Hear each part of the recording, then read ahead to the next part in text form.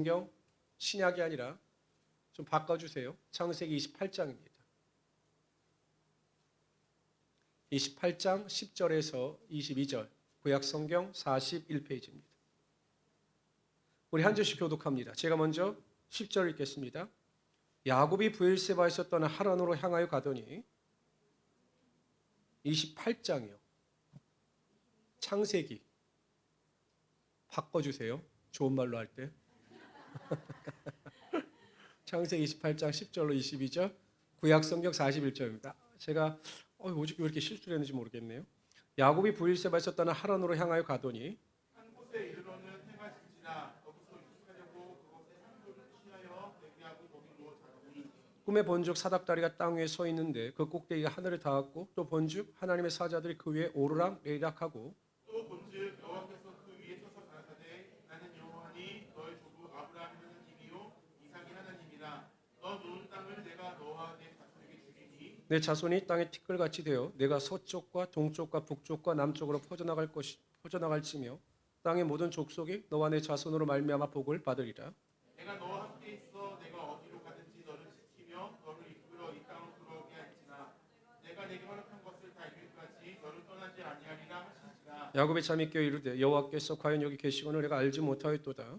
이에 두려워하여 가로되 두렵도다 이곳이요 다른 것이 아니냐 이는 하나님의 전이요 이는 하나님의 문이로다 하고 야곱이 아침 일찍 일어나 베개로 삼았던 돌을 가져다가 기둥으로 세우고 그 위에 기름을 붓고 그곳 이름을 베델이라 하였더라. 이 성의 본 이름은 루스더라. 야곱이 서원하여 이르되 하나님이 나와 함께 계셔서 내가 가는 이 길에서 나를 지키시고 먹을 떡과 입을 옷을 주시어 나로 평안히 아비 집으로 돌아가게 하시오면 여호와께서 나의 하나님이 되실 것이요 우리 22절 다 같이 읽읍시다. 시작. 내가 기둥으로 세운 이 돌이 하나님의 집이 될 것이요 하나님께서 내게 주신 모든 것에서 10분의 1을 내가 반드시 하게 되겠나이다 하였더라. 아멘. 저는 오늘 드린 본 말씀을 가지고 우리 인생의 영원한 동반자이신 하나님 이와 같은 제목으로 하나님의 말씀을 증거하도록 하겠습니다. 목회를 하다 보면 수많은 죽음에 직면하게 됩니다.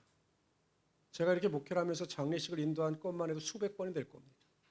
갈 때마다 그 죽음을 통해서 배우는 교훈이 굉장히 많지요. 근데 이 수백 번의 장례를 인도했는데 그중에 잊혀지지 않는 장례가 몇 가지 있습니다. 그중에 가장 대표적인 것 중에 한 장례가 전 지금도 그 잊혀지지 않는데요. 한 번은 제가 이제 교구에서 부탁을 받아서 장례 부탁을 받아서 이제 장례에 나가기로 이렇게 예정이 되었습니다. 제가 물어봤습니다. 이게 어떤 장례냐? 그래야 제가 설교를 준비하니까요. 라고 물어봤더니 그 젊은 가장이 사망을 했다는 겁니다. 그러니까 중학교 2학년, 초등학교 1학년 자녀를 둔 그 가장이 사망을 했다는 거예요. 얼마나 가슴이 아플까요? 저도 그때 자녀들을 양육하는 아버지였으니까 그 아내의 마음이 얼마나 아플까? 그 아이들의 마음이 얼마나 슬플까? 이런 생각이 들었습니다. 그래서 제가 설교의 아우트라인을 어떻게 잡았느냐 하면 정말 돌아가신 분보다 남아있는 유족들에게 위로와 소망을 주시는 설교를 해야겠다라고 하여 전체적인 아우트라인을 잡았습니다. 설교의 내용은 이랬습니다. 우리가 살아가는 가족을 잃고 아무리 믿음이 있지만 그 죽음 앞에서 슬퍼할 수밖에 없습니다. 그 이유는 다시 볼 수 없기 때문이죠. 그래서 우리가 죽음 앞에서 슬퍼하는 겁니다. 그러나 출근하는 남편 앞에서 슬퍼하거나 우는 사람은 없습니다. 왜냐하면 남편은 저녁에 다시 돌아올 것을 믿기 때문입니다. 이와 같이 믿는 성도들에게는 부활의 기대와 소망이 있습니다. 이 땅에서 잠시 잠깐 헤어지지만 우리가 다시 부활하여 하나님 나라에서 영생을 누리며 다시 만날 것을 믿기 때문에 우리가 죽음 앞에서도 그럼에도 불구하고 소망을 가질 수 있는 겁니다. 이렇게 제가 설교를 준비했거든요. 좀 일찍 가서 사회를 보는 전도사님과 대화를 나누었습니다. 그런데 이 전도사님이 하시는 말씀이 이 가장이 어떻게 소천하셨느냐? 출근하는 통근 박스에서 갑자기 심장마비가 와서 돌아가셨다는 겁니다. 저는 설교를 준비하면서 출근하는 남편을 두고 슬퍼하거나 낙심하는 사람은 없다라고 준비했는데 이 가장이 통근버스를 타고 출근하다가 그 통근버스에서 사망을 한 겁니다. 잠을 자는 줄 알고 옆 사람이 흔들어 깨웠는데 그 자리에서 사망을 한 겁니다. 그러니 요즘은 제가 설교도 바꿔야 되고 더 황망했던 거죠. 믿음도 좋으니까 사람이었는데 정말 믿음도 좋고 가정도 교회도 잘 섬기는 사람이었는데 왜 이렇게 허망하게 죽을 수밖에 없었는가? 이런 마음이 더 밀려왔습니다. 그 장례식장인지 안으로 들어가서 보니까요. 뭐 이렇게 가족들이 별로 없더라고요. 그리고 그 아내 되시는 분이 그 남편의 영정 사진을 이렇게 이게 쳐다보더라고요. 완전 의식도 없는 상태에서 이렇게 바라보더라고요. 제가 왔는지 목사님이 왔는지도 모른 척 그냥 그 영전 사진만 쳐다보고 있었습니다. 근데 그때 작은 탄식 소리가 저에게 들렸습니다. 저는 아직도 그것을 잊을 수가 없어요. 그 내용이 어떤 내용이냐면 이런 내용입니다. 평생 옆에서 지켜준다고 하더니 나보다 먼저 가면 어떡하느냐. 이 나쁜 사람아 이렇게 탄식하는 겁니다. 평생 나를 지켜준다라고 하더니 나를 남겨두고 먼저 가면 어떡하느냐고 막 탄식하는 겁니다. 아무도 없는 줄 알고 그렇게 탄식하셨겠죠. 근데 그 탄식 소리가 지금도 저는 잊혀지지 않습니다. 먼저 하나님 나라에 들어간 그 남편이자 아빠는 평생 사랑하는 아내와 자녀들 옆에서 아내와 아이들을 지켜주고 싶지 않았을까요? 그 동반자로서 아이들과 같이 아내와 같이 영원히 오랫동안 살고 싶지 않았을까요? 아마 그랬을 겁니다. 근데 그게 그렇게 되지 않은 겁니다. 이것이 인간의 한계입니다. 누군가 끝없이 동반하고 싶고 같이 가고 싶고 도와주고 싶지만 우리의 능력상 한계가 있기 때문에 우리가 도저히 그것을 할 수가 없는 거죠. 오늘 본문에 나오는 야곱의 처지도 이와 같았습니다. 형의 장자권을 빼앗았습니다. 그래서 형 에서가 화가 났습니다. 동생을 죽이려고 할 정도로 굉장히 분노에 차 있었습니다. 아버지인 이삭과 어머니 리브가는 이 두 사이를 띄워놓지 않고는 어떤 불행한 일이 일어날지도 모른다는 생각에 이 동생 야곱을 삼촌 라반의 집으로 보냅니다. 근데 여러분 보세요. 삼촌 라반의 집으로 떠나가는 야곱과 함께하는 사람은 아무도 없었습니다. 리브가도 그렇게 야곱을 사랑했죠. 그 야곱에게 장자권을 주기 위해서 그 장자 에서를 제외시킬 정도로 그 야곱에 대한 사랑이 뜨거웠습니다. 그런데 이런 막상 위기가 닥쳐오니까 리브가가 야곱과 같이 길을 떠납니까? 같이 동반자로서의 같이 동행의 삶을 살아갑니까? 아닌 겁니다. 이삭도 아닌 겁니다. 오직 야곱 홀로 자신의 길을 떠나가야 했습니다. 그리고 마침내 루스 땅에 머물게 되죠. 근데 여러분, 자신과 함께하는 사람이 한 사람도 없다고 생각을 했는데 보니 하나님께서는 항상 그와 함께하여 주셨던 겁니다. 부활세바에서 출발하는 그 순간부터 하나님은 야곱과 함께하여 주셨고 그를 도와주셨고 그를 보호하고 계셨던 겁니다. 하나님은요 한 번도 야곱을 떠나지 아니하고 그와 함께하셨던 동반자가 되어 주셨던 거죠. 우리 삶에도 마찬가지입니다. 우리가 사랑하는 부모님도 우리가 영원히 동반할 수가 없습니다. 사랑하는 아내와 사랑하는 남편과 또한 자녀들도 부모들도 영원히 항상 순간순간마다 우리의 동반자가 되어줄 수가 없어요. 왜? 우리 인간의 한계가 있기 때문이죠. 그러나 여러분 우리가 잊지 말아야 될 것은 하나님은 항상 우리와 함께 계시는 영원한 동반자가 되어주신다는 사실입니다. 우리가 인식하지 못하고 깨닫지 못해도 하나님은 항상 우리와 함께하여 주셔요. 때로 우리가 구하지 아니하여도 우리가 위기 가운데 빠져 있을 때 우리를 일으켜 세우시는 우리의 인생의 동반자가 되어 주신다는 사실입니다. 야곱이 그러한 하나님을 경험하게 됩니다. 그리고 그의 삶의 놀라운 변화를 체험하게 되죠. 야곱에게 영원한 동반자가 되어 주셨던 이 이야기 속에서 오늘 우리에게 주시는 영적인 교훈을 우리가 살펴보도록 합니다. 첫 번째로요.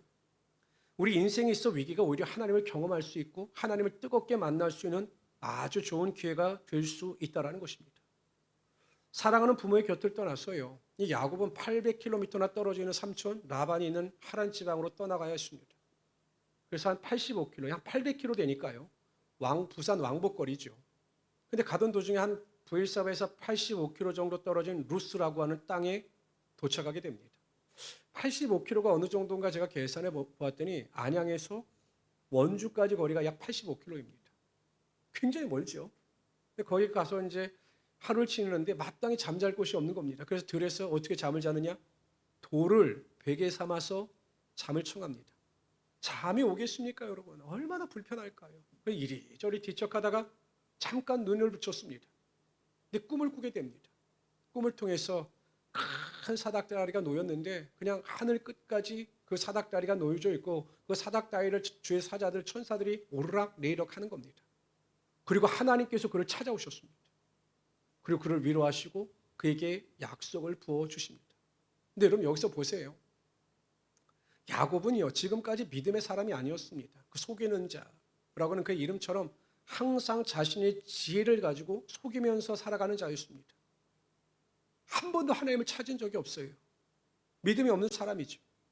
만약 이 정도 위기에 처하게 되면 하나님 앞에 당연히 믿음 있는 사람 무릎을 꿇고 하나님의 도우심과 인도하심을 구할 텐데 야곱은 전혀 그렇지 않았습니다. 하나님께 전혀 기도하지 않았습니다. 그런데 하나님께서 찾아오십니다. 이상하죠. 저는 이런 하나님의 마음을 조금은 알 것 같습니다.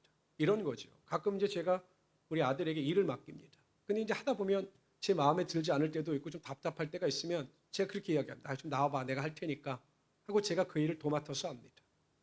하나님도 그러신 것이 아닐까. 아니 지금 기도해야 되는데 나를 찾아야 되는데 그럼에도 불구하고 믿음이 없어서 기도하지 못하는 야곱을 보시면서 안타까우셨던 겁니다. 그래서 하나님께서 야곱을 찾아오십니다. 그리고 그에게 말씀하십니다. 약속하십니다. 그때 여러분 야곱이 하나님을 만납니다. 그리고 이렇게 고백합니다. 16절에 보면 여호와께서 과연 여기 계시거늘 내가 알지 못하였도다. 하나님은 여전히 야곱 옆에 계셨고 한 번도 야곱을 떠나신 적이 없어요. 여전히 그를 도와주셨고 그의 발걸음을 인도하셨습니다. 그런데 한 번도 야곱은 하나님께서 나와 함께 하신다는 사실을 경험하지 못하고 깨닫지 못하고 믿지 못했던 거죠. 그런데 그 루스에서 가장 위기의 상황, 가장 절망의 상황, 가장 슬픔의 상황 가운데 하나님을 뜨겁게 만나고 있는 겁니다.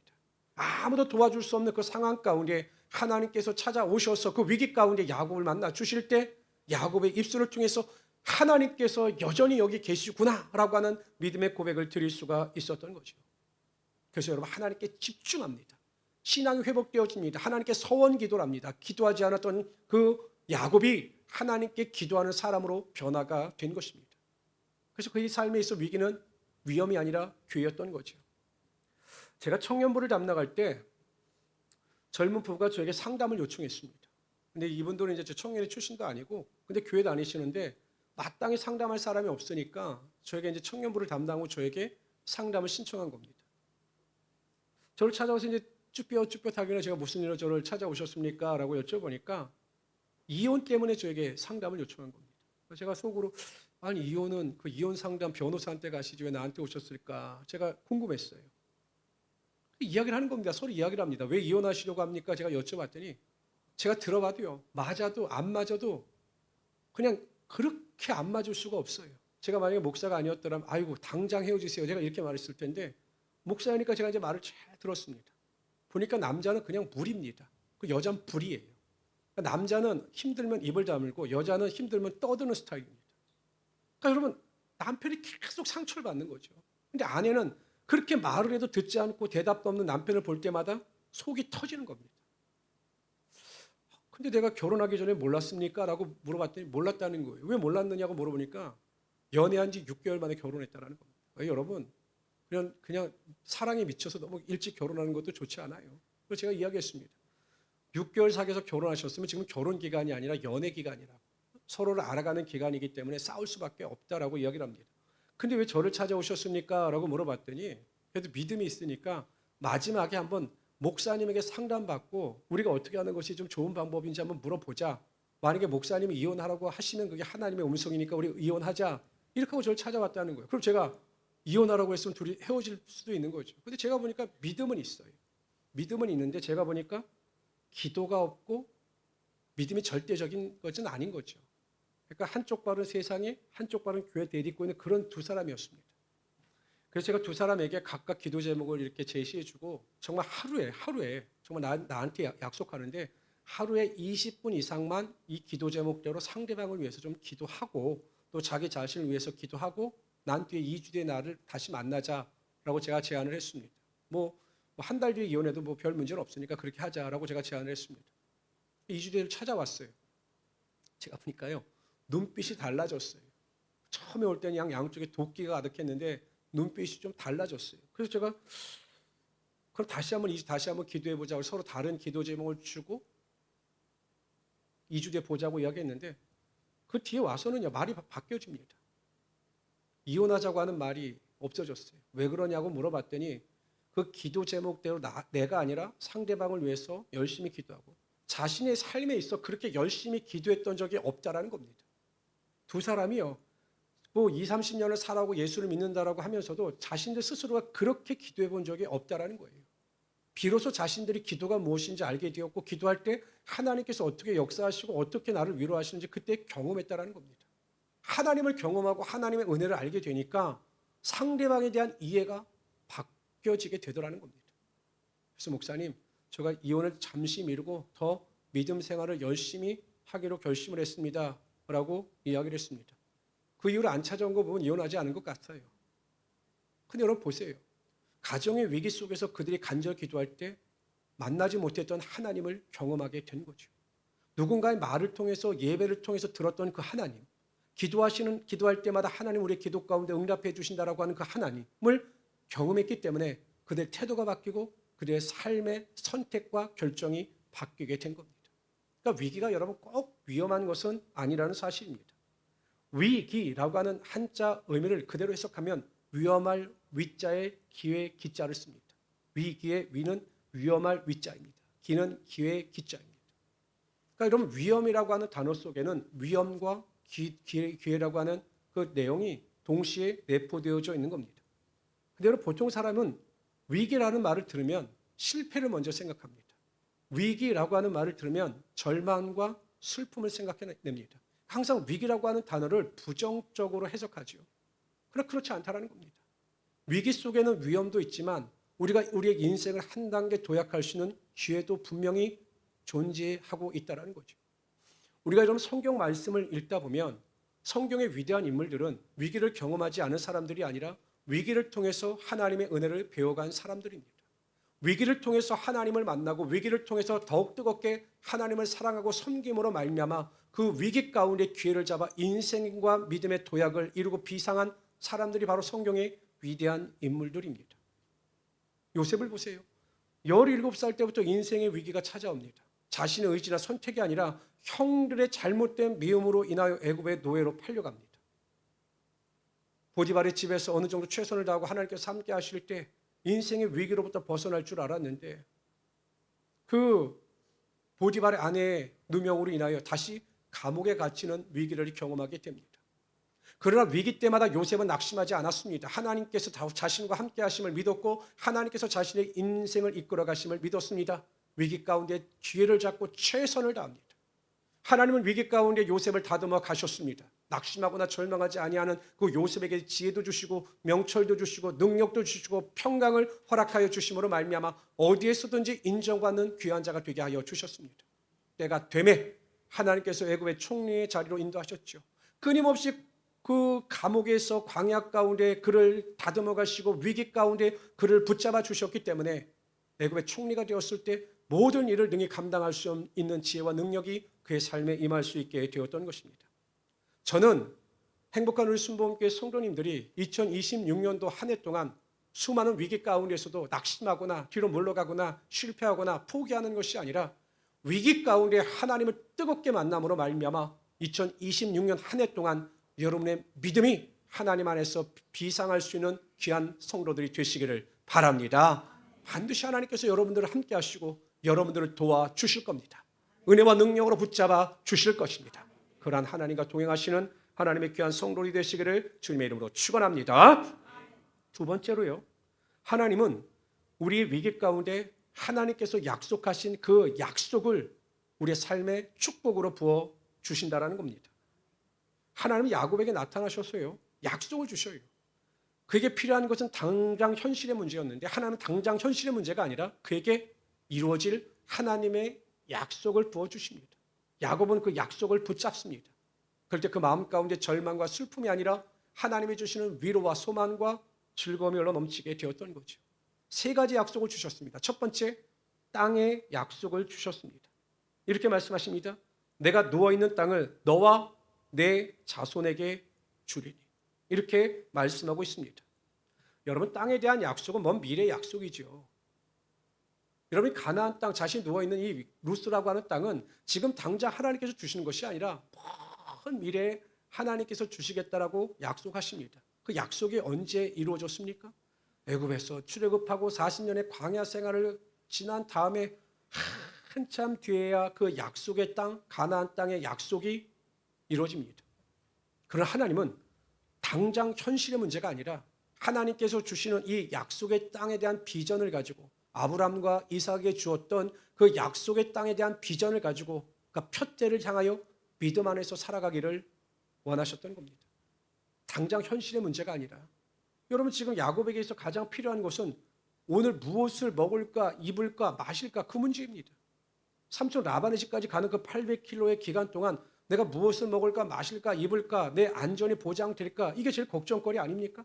미래 땅에 대한 약속은 전혀 중요하지 않아요. 지금 당장이 중요합니다. 현실이 중요합니다. 그런데 하나님은 현실이 아니라 먼 미래 하나님의 약속의 땅을 바라보기를 원하셨던 겁니다. 우리도 매일매일 삶 속에서 그냥 현실에 파묻혀 삽니다. 저도 그렇고 우리 성도들도 그렇고 가끔 보면 그냥 현실이라고 하는 그 무거운 짐에 그냥 눌려 삽니다. 직장생활, 사업, 자녀 양육, 가정 이 현실 속에서 그냥 매몰되어 살아가는 거죠. 사도 바울은 뒤의 것은 바라보지 않고 표대 하나님의 나라를 바라보면서 살아간다고 하는데 우리는 항상 현실에 눌려 삽니다. 그래서 하나님께서 약속하신 그 하나님의 나라야 하나님의 약속의 땅을 바라보지 못하고 현실 속에서 매일매일 주어진 삶의 조건 속에 만족하지 못하고 원망하고 불평하거나 잠시 잠깐 나에게 주어진 그 만족에 마치 세상의 모든 것을 얻은 것처럼 행복하면서 살아가는 것이 신앙의 전부라고 생각합니다. 그러나 여러분 그렇지 않아요. 우리에게 있어 가장 약속의 땅은 하나님의 나라입니다. 우리가 천국의 소망을 가지고 살아갈 때 우리가 하나님께서 기뻐하시는 바른 길을 살아갈 수 있게 되는 거죠. 어떤 사람이 맞는 말인지는 모르겠지만 그런 말을 합니다. 돼지는요 한 번도 하늘을 보면서 살아갈 데가 없대요. 맨날 사람들이 던져주는 그 먹이에 대해서 집중하고 그냥 땅만 보다가 마지막 그 도축장에서 죽기 전에 그때야 비로소 하늘을 한번 본다 이렇게 말을 합니다. 우리 인생도 뭐 그러면 너무 불행한 것 아니겠습니까? 어제 오후에 제가 설교를 준비하고 있는데 우리 후배에게 카톡이 왔습니다. 형, 조재영 선교사가 갑자기 심장마비로 소천했어요 라고 연락이 왔어요. 정말 친한 후배입니다. 작년에도 그 캄보디아 선교사인데 잠시 한국에 나와서 이야기하면서 그러니까 대학교 때부터 정말 친하게 정말 형 동생 하면서 친하게 지내던 후배입니다. 56살밖에 되지 않았어요. 그런데 몸이 이상해서 한국에 들어와서 진료를 받으려고 했는데 갑자기 진료를 받기 전에 심장마비로 소천했다는 겁니다. 제가 솔직히 많이 충격을 받았습니다. 지난주에는 우리 선배가 한 분 그렇게 되더니 이번 주에는 제 후배가 그렇게 하나님의 부르심을 받았습니다. 근데 여러분 생각해 보세요. 만약에 하나님의 나라가 없었더라면 하나님께서 우리에게 약속하신 그 영원한 하나님 나라에 대한 안식과 기쁨이 없었더라면 이 죽음이 얼마나 불행할까요? 자기를 위해 살았습니까? 만족을 위해 살았습니까? 세상의 즐거움을 쫓아 살았습니까? 그런 것 하나도 모르는 채 살아온 그러한 후배입니다. 하나님께서 부르셔서 그 캄보디아 땅에서 자신의 삶을 바친 사람입니다. 근데 왜 하나님께서 그렇게 데려가실까? 세상의 즐거움과 만족도 전혀 경험하지 못하고 왜 그렇게 데려가실까? 고생했는데 왜 그렇게 데려가실까? 만약 천국이 없다면 그 인생을 해석할 수가 없어요. 그냥 불행했다, 억울하다 이렇게 우리는 결론을 내려야 합니다. 그러나 여러분 하나님께서 왜 부르신지는 알 수 없지만 하나님께서 데려가시고 천국의 그 영혼을 붙잡아 주신 것은 분명히 믿습니다. 그렇기 때문에 제가 위로를 받을 수 있었고 다시 한번 하나님 안에서 천국의 소망을 가지고 살아갈 수 있게 된 것입니다. 성도 여러분, 우리가 땅을 밟으며 살아가지만 우리의 본향은 이 땅이 아닙니다. 제가 요한계시록을 강의하고 요한계시록을 다시 한번 읽으면서 확신하는 것은 반드시 이 땅은 심판되어 완전히 사라지지만 하나님의 나라는 반드시 임하게 된다는 사실입니다. 그래서 우리 성도님들은 자꾸 세상을 살아가면서 이 땅에 그냥 욕심 두고 마치 이 땅이 이생의 전부인 것처럼 그렇게 착각하지 마시고 항상 약속의 땅 하나님의 나라를 바라보시면서 하나님 나라의 상급을 쌓을 수 있는 하나님의 귀한 성도들이 되시기를 주님의 이름으로 축원합니다. 두 번째, 하나님은 자녀에 대한 약속을 주셨습니다. 우리 14절 다 같이 한번 읽어봅시다. 14절 다 같이 한번 읽어봅시다. 읽습니다. 시작. 내 자손이 이 땅에 흩어지세요. 내가 서쪽과 동쪽과 북쪽과 남쪽으로 퍼져나치며 땅의 모든 족속이 너와 내 자손으로 말미암아 땅의 티끌과 같이 많아질 것이다라고 첫 번째 약속하셨고, 두 번째는 많은 사람들이 내 자손들로 인하여 복을 받을 것이다. 복음의 복을 받을 것이다. 너의 자손들이 영향력을 끼칠 것이다 라고 하나님께서 야곱에게 약속하신 겁니다. 여러분 근데 보세요. 지금 야곱은 결혼도 하지 않았습니다. 근데 하나님께서는 결혼도 하지 않은 야곱에게 자손에 대한 약속과 또한 그 축복에 대한 확신을 부어주셨습니다. 그리고 약속대로 하나님께서 그를 통하여 12지파가 만들어지게 하셨고, 그를 통해서 자손 축복의 계기가 되게 하여 주셨던 거죠. 여러분 혹시 악동 뮤지션이라고 아십니까? 아시죠? 저는 요즘에 그 이찬혁이라고 하는 가수를 너무 좋아합니다. 왜냐하면 그 노래하는 거 보면 기독교 사상이 담겨져 있어요. 너무 그래서 저는 요즘에 그 사람을 좋아하는데, 이 이찬혁이라는 가수가 이제 가수를 뛰어넘어 아티스트가 됐다라고 할 정도로 젊은 사람들한테는 굉장히 인기가 좋습니다.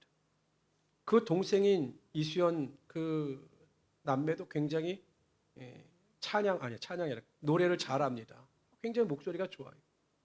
근데 그 아버지 이 악동 뮤지션의 아버지인 이성근이라고 하는 이 선교사님이 어노이팅 출신이시라고 합니다. 찬양팀이 있거든요. 어노이팅. 저희 시대는 어노이팅이 가장 그래도 참 은혜 받는 팀이었습니다. 그 어노이팅의 찬양 리더셨습니다. 근데 하나님께서 오늘 갑자기 몽골 선교사를 콜링을 하셔요.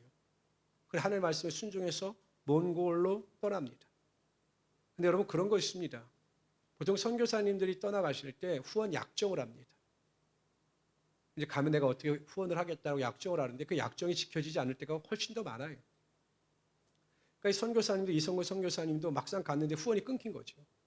경제적으로 너무 어려웠습니다. 아이들을 학교에 못 보낼 정도로 어려웠습니다. 근데 아이들은요, 학교 안 가니까 너무 좋지요.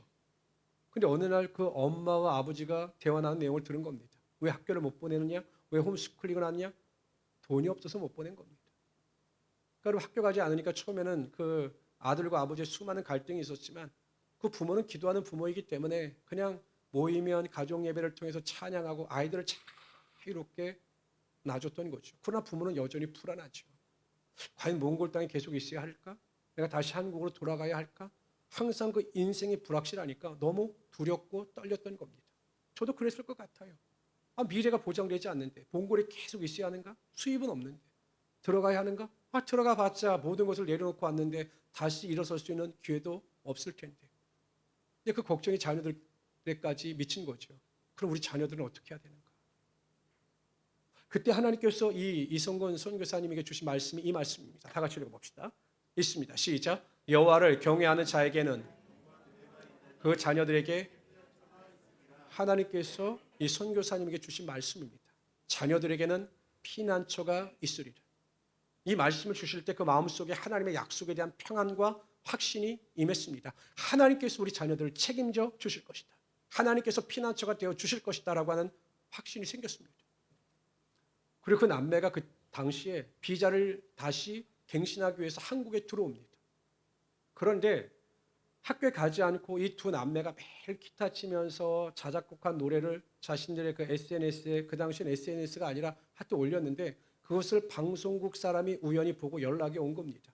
우리가 잘 알고 있는 K-팝 스타 시즌2에 같이 출연하지 않겠느냐고 제의가 온 겁니다. 그래서 재미삼아 출연하게 됐고, 우리가 알다시피 그 K-팝 잘 모르시나 보네요. 하여튼 있어요. 근데 K-팝에서 우승을 하는 거예요. 자작곡으로. 그리고 그 뒤에 탄탄대로를, 물론 위기가 있었지만 탄탄대로를 걷게 되었고, 지금 이 순간까지 이 자리에 임하게 된 겁니다. 누가 그렇게 하셨을까요? 하나님이십니다. 왜 하나님께서 그렇게 일하셨을까요? 그 부모의 눈물 어린 기도를 들으시고 하나님께서 그 기도 가운데 자녀들을 축복하여 주셔서 그들의 지경이 넓어지게 하시며, 그 선교사님에게 주신 약속의 말씀대로 하나님께서 능히 그 자녀들의 피난처가 되어 주신 겁니다. 저는요, 이 세상에서 가장 행복한 사람은 어떤 사람이냐? 기도하는 부모를 둔 사람이 가장 행복한 사람입니다. 믿는 부모를 둔 사람이 가장 행복한 사람입니다. 왜요? 하나님은 그 기도하는 부모의 기도를 절대 외면하지 않으십니다. 기도할 때마다 하나님 그 기도를 기억하시고 마음에 새기시고 그 기도하는 자녀들에게 하나님의 축복의 능력이 반드시 나타나게 하여 주시기 때문이죠. 저는 그래서 부모님들이요, 자녀들에게 공부해라 뭐해라 잔소리하는 것보다 더 중요한 것은 하나님의 마음을 움직일 수 있도록, 하나님의 축복이 임할 수 있도록 하나님께 기도하고 하나님께 우리의 자녀를 맡기는 것입니다. 자녀를 위해서 끊임없이 눈물을 흘리며 기도할 때 하나님께서 야곱에게 약속하셨던 그 자녀의 축복이 우리들의 자녀에게도 분명히 임하게 되는 것입니다. 저는 이런 믿음을 가지고 항상 소망 가운데 승리하며 살아가시는 하나님의 귀한 성도들이 되시기를 주님의 이름으로 축원합니다. 세 번째로요, 하나님은 어떤 약속을 주셨느냐? 함께 하심에 대한 약속을 주셨습니다. 우리 15절 다 같이 읽어봅시다. 한번 PPT 띄워주세요. 읽읍시다. 시작. 내가 너와 함께 있어 내가 어디로 가든지 너를 이끌어 이 땅을 들어오게 할지라 내가 네게 허락한 것을 다 이루기까지 너를 하지 아니하리라 하시니라. 아멘. 여러분, 야곱에게 가장 위로가 되는 말씀입니다. 너 혼자 아니야. 야곱에 그렇게 말씀하시는 거예요. 야곱, 너 혼자 아니야. 내가 너 항상 함께 할 것이고 언제까지 함께 할 것인가? 내가 너에게 약속한 모든 것을 이룰 때까지 너와 함께 할 것이야. 그러므로 두려워하지 마. 낙심하지 마. 절망하지 마. 이렇게 하나님께서 말씀하고 있는 것입니다.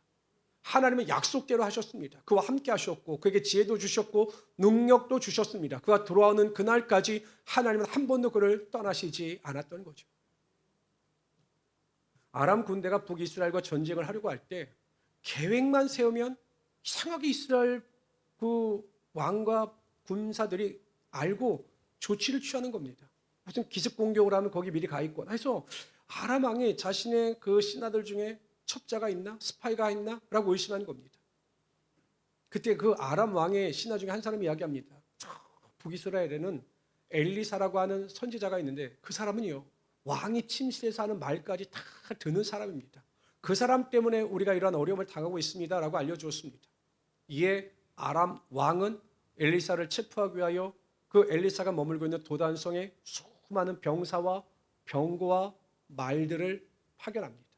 여러분, 얼마나 많은 사람들이 파견이 되었는지 그 도단성을 빼곡히 둘러싸고 있었습니다. 우리가 흔히 말하는 모래, 바다의 모래와 같이 수많은 그 사람들이 거기에 몰려 있었던 거죠. 아침에 엘리사의 사환이 눈을 뜨고 나가봅니다. 아무 생각 없이 나가봤는데 자신들이 머물고 있는 도단성을 둘러싸고 있는 어마어마한 아람 군대를 발견하게 됩니다. 절망합니다. 그리고 와서 이야기를 하는 겁니다. 엘리사에게 주여 이거 어떻게 합니까? 이제 우리 망했습니다. 저 수많은 사람들을 보십시오. 우리를 도울 사람은 한 사람도 없는데 저 아람 군대가 우리를 이렇게 둘러싸고 있어요. 우리 다 이제 망했습니다 라고 이야기를 합니다. 그런데 여러분, 엘리사는 표정 하나 바뀌지 않아요. 뭐라고 이야기합니까? 아니야. 저들과 함께한 자들보다 우리와 함께한 자들이 훨씬 더 많아. 우리를 돕는 사람들이 훨씬 더 많아. 그러니 걱정하지 마라고 이야기합니다. 육에 속한 자였던 그 엘리사의 사환은 믿지 못했습니다. 왜? 보여지지 않기 때문에. 그들과 함께하는 사람들이 누구인지 보여지지 않기 때문에 믿지 않았습니다. 그 표정을 보고 엘리사가 하나님께 기도하죠. 주여, 저 사환의 눈을 열어서 보게 하여 주십시오라고 할 때 영안이 열려요. 그랬더니 자신들을 둘러싸고 있는 불말과 불병거를 봅니다. 그 아람 군대보다 더 크고 강력한 하나님의 군대가 자신들의 성을 보호하고 있음을 그들의 민들의 눈으로 그 사환이 보게 된 거죠. 성도 여러분, 마찬가지입니다. 우리가 가장 힘들고 어려울 때마다 항상 하나님은 나와 함께 하시는 하나님이 되신다라는 거예요. 우리가 여러분 탄식 가운데요, 막 어렵고 힘들 때마다 기도를 화려하게 할 필요 없습니다. 장황한 기도의 내용을 아릴 필요가 없어요. 너무 힘들면 기도가 안 나옵니다. 그럴 때요, 우리가 주여라고 하는 짧은 탄식 속에 하나님은 우리의 모든 마음의 생각과 모든 마음의 형편을 아시고 우리를 찾아오사 우리와 함께 하시며 우리를 도우시는 하나님이 되신다라는 것입니다. 그러므로 여러분, 우리가 이 엘리사와 같이 고백해야 하는 것입니다. 나를 도우시는 하나님이 항상 나와 함께 하심으로 말미암아 나는 능히 모든 것을 할 수 있다라고 선포할 수 있는 믿음이 우리 안에 있어야 한다라는 거죠. 보여지는 것만, 일어나는 일만 믿는 것이 아니라 보이지 않는 하나님의 손길이 항상 나를 돕고 계심을 우리는 믿어야 하는 것입니다. 이사야서 46장 3절 4절 이렇게 말씀하십니다. 잘 들어보세요. 야곱의 집이요 이스라엘입니다. 야곱의 집이요 이스라엘 집에 남은 모든 자여 내게 들을지어다. 배에서 태어남으로 내게 안겼고 태소나무로 내게 업힌 너희여, 너희가 노년에 이르기까지 내가 그리하겠고 백발이 되기까지 내가 너희를 품을 것이라. 내가 지었은즉 내가 업을 것이요 내가 품고 구하여 내리라. 하나님은요 이스라엘 백성들을 안고 업으시며 백발이 될 때까지 함께하여 주실 것임을 그들에게 약속하셨습니다. 그리고 하나님은 이스라엘 백성들을 끝까지 보호하여 주셨던 거죠. 여러분, 세계의 역사 중에서 이성으로 이해되지 않는 수많은 역사적 사건이 있는데 그 중에 하나가 이스라엘 민족이 다시 그 팔레스타인 지역에 국가를 세웠다라고 하는 사실입니다. 여러분 생각해 보십시오. 우리나라는 36년 동안 일제치하에 있어서 뭐 정신을 잃었다, 말을 잃었다, 정말 암흑기였다 막 이렇게 이야기를 합니다. 근데 여러분 이스라엘 민족은 주 70년에 디도 왕에 의해 디도 장군에 의해서 돌 위에 돌 하나 남지 않을 정도로 처참하게 멸망을 당합니다. 그리고 이스라엘 백성들이 땅을 잃고 세계 각지로 흩어집니다. 얼마나 많은 여러분 고난과 시련을 당했습니까? 히틀러에 의해서 600만 명이나 학살이 되었습니다. 땅 없는 민족이 되었죠. 그 정도면 말도 잃지요, 정신도 잃지요, 뭐 여러 가지 역사적 관도 다 잃어버릴 겁니다. 근데 여러분 생각해 보세요. 그들은 하나도 잃지 않았습니다. 2000년 동안 땅이 없는 국가로 존재했는데 그들은 마침내 1948년에 그 팔레스타인 지역에 다시 하나님께서 원하시는 이스라엘 민족을 세웁니다. 그것이 어떻게 가능했느냐? 하나님께서 그들을 도우셨고 그들과 여전히 함께하여 주셨기 때문에 2000년 동안 그들이 흩어지지 아니하고 하나님이 주신 은혜 가운데 하나가 될 수가 있었던 겁니다. 이것이 하나님을 증거할 수 있는 또한 가장 좋은 방법이기도 하죠. 저는 믿습니다.